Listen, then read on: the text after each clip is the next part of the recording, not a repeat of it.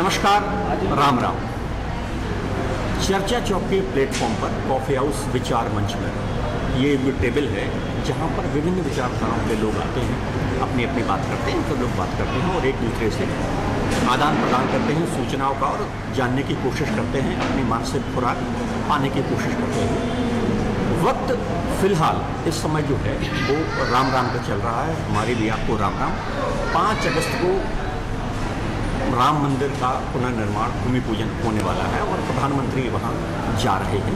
पूरे देश में एक खुशी की लहर है कि सदियों बाद ये अवसर आया है। अगर हम इस अवसर को देख पा रहे हैं तो हमें लगता है कि हम धन्य भाग हैं हमारे, जो हम इस अवसर को देख पा रहे हैं। हमारे पूर्वज संघर्ष करते करते स्वर्गवासी हो गए, उनको ये देखने का अवसर नहीं मिला, हमें मिला है। तो फिलहाल हम भी अपने आप को राममय बनाने की कोशिश कर रहे हैं और राम राम कर रहे हैं। कॉफ़ी हाउस विचार मंच में हम जानने की कोशिश करते हैं कि भगवान राम का व्यक्तित्व क्या है, भगवान राम किसके लिए, हमारे लिए क्या हैं, लोगों के लिए क्या महत्व रखते हैं। ये हम जो पढ़ते हैं, टेलीविज़न में देखते हैं, वो तो देखते ही हैं, लेकिन जो हमारे बुज़ुर्ग हैं, जीवित इतिहास जिनको हम बोल सकते हैं, उनसे जानने की कोशिश करते हैं। फ़िलहाल हमारे साथ वरिष्ठ पत्रकार लक्ष्मीकांत शर्मा जी हैं, सीनियर जर्नलिस्ट हैं। हम उनको जीवित इतिहास भी बोल सकते हैं अगर उन्हें अन्यथा ना लगे तो, लेकिन जो भी हमारे सीनियर हैं, बुज़ुर्ग हैं, वो हमारे जीवित इतिहास हैं। उनसे बैठकर मिलकर हम वो बातें जान सकते हैं जो शायद अखबारों में या टेलीविज़न में हमें ना मिले। तो हम लक्ष्मीकांत शर्मा जी के पास चलते हैं कि राम का क्या महत्व है भारतीय समाज के लिए, भारतीय मानव के लिए, विश्व के लिए, और उनके लिए क्या महत्व है। जिसमें कि हम आपसे ये जानने की कोशिश करते हैं कि 5 अगस्त को भूमि पूजन होने वाला है और राममय होने वाला है, पूरा देश राममय है। आप कैसे देखते हैं भगवान श्री राम को, और हम सबके आराध्य देव हैं भगवान श्री राम, आपका क्या मत है, कैसे देखते हैं? कॉफ़ी हाउस विचार मंच पर राम के बारे में बातचीत करते हुए मुझे अत्यंत हर्ष का अनुभव हो रहा है। जहाँ तक आपने वर्तमान परिवेश में राम की बात की और मेरे विचार की बात की, अभी पिछले हफ्ते मैं सुबह सुबह कहीं टहलने के लिए निकला था, तो एक आम आदमी सड़क के उस पार से कुछ गुनगुनाते हुए जा रहा था। तो मैंने ये सुनने की कोशिश की कि वो क्या बोल रहा है। तो वो यह गा रहा था कि जाके हृदय श्री राम बसे, उन राम का नाम लियो न लियो। तो राम का नाम आप लीजिए ना लीजिए कोई फर्क नहीं पड़ता, क्योंकि भारतीय मानस का ये सारा तत्व है राम। मैं राम को केवल वाल्मीकि, गोस्वामी तुलसीदास और अयोध्या के ही संदर्भ में नहीं देखता हूँ, इनसे ऊपर उठ गए हैं राम। राम भारत की जो सांस्कृतिक चरित्र है भारत का, उसकी सबसे बड़ी अवधारणा है राम। और आज के परिवेश में जहाँ धर्म निरपेक्षता की बहुत सारी बातें हो रही हैं, ऐसे में अयोध्या में जो 5 अगस्त को, जैसा आपने कहा, जो कुछ भी हो रहा है, इसका बहुत बड़ा निहितार्थ है।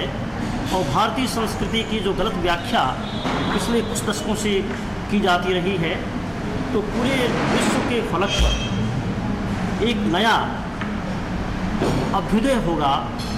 भारत की सांस्कृतिक जो धरोहर है, अयोध्या में जो श्री राम मंदिर का शिलान्यास होने जा रहा है, उसकी स्मृति दिला करके पूरे विश्व के तमाम देशों में, तमाम संस्कृतियों को एक आह्वान के रूप में यह सिद्ध होने जा रहा है। ये मैं कहना चाहूँगा। आपके अपने जीवन काल में ऐसा कौन सा वो राम के जीवन चरित्र का बालपन से लेके अंतिम समय के बीच में वो कौन सी घटना है जो ज़्यादा प्रभावित करती है? कई घटनाएं हैं।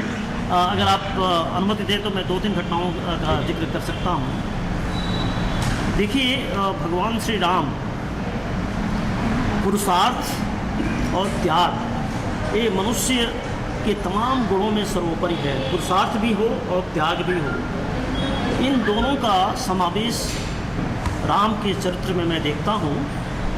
और कई रूपों में उन्होंने मनुष्य को संस्कारित और उसके निर्माण में अपनी भूमिका निभाने की कोशिश की है।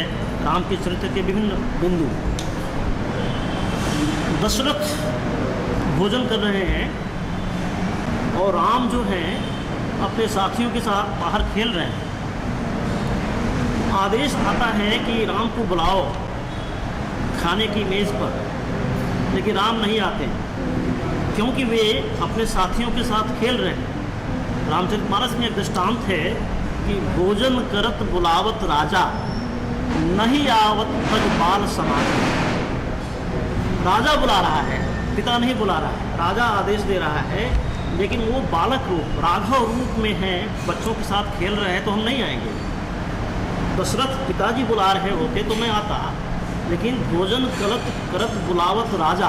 देखिए गोस्वामी तुलसीदास ने क्या कहने की कोशिश की है कि भोजन करत बुलावत राजा, लेकिन नहीं आवत तज बाल समाजा। हम अपने बाल समाज को, अपने साथियों को छोड़कर नहीं आएंगे।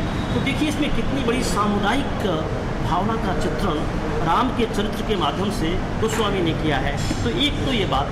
दूसरी बात, आप राम के राजा के रूप में देखिए, जब सीता वन से वापस जब लौटती हैं तो समाज का किसी व्यक्ति कोई एक तीखी आलोचना करता है, एक व्यंग्य करता है कि सीता लंका में रहीं, फिर वन में रहीं, तो इनके चरित्र का क्या भरोसा है। तो वो एक व्यंग्य आता है और वो तिलांजलि देते हैं। वो कहते हैं कि नहीं, आपको सीता को आपको अग्नि परीक्षा देनी होगी। अब इस पे तमाम बातें आती हैं कि किसी व्यक्ति ने कह दिया और आपने अपनी पत्नी को छोड़ दिया। बात ऐसी नहीं है।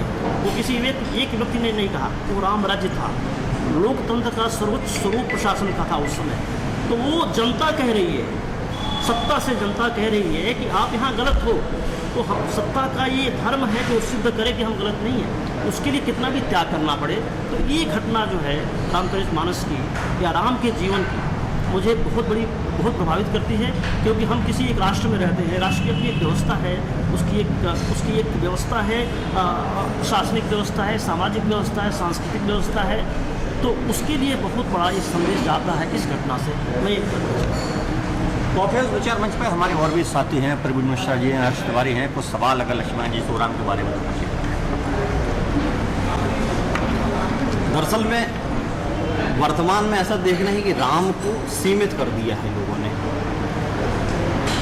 क्या लग रहा है आपको कि राम के विभिन्न रूप हैं, मर्यादा पुरुषोत्तम राम है, प्रभु राम है, सखा राम है, अपने राम हैं।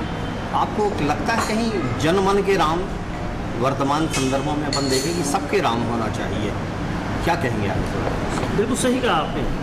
राम अब तक सबके राम रहे हैं, हमारे मन में राम रहे हैं, हमारे मन में, तन में, रोम रोम में राम बसे हुए हैं। लेकिन पिछले तमाम दशकों में इस भावना को छिन्न भिन्न करने की कोशिश की गई है।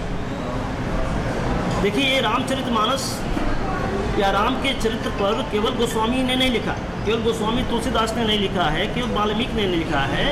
300 लोगों ने 300 तरह के रामायण हैं।